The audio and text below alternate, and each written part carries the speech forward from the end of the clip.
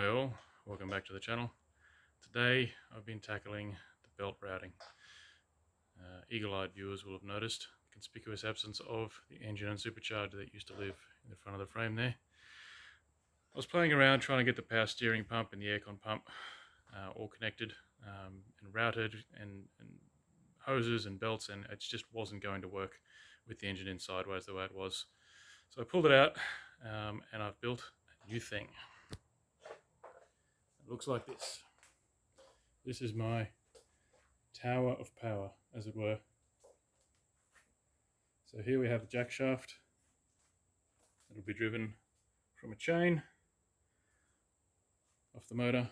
It has to be like this, otherwise it's spinning in the wrong direction.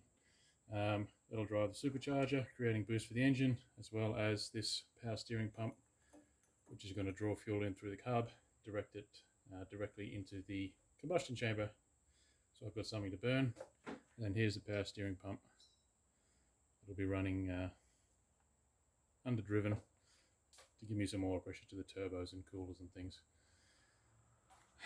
All this, I believe, is going to fit up inside the chassis rail, nestled up underneath the fuel tank.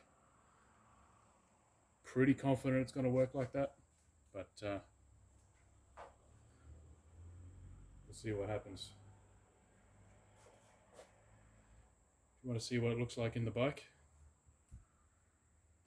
subscribe. Video will be up next week.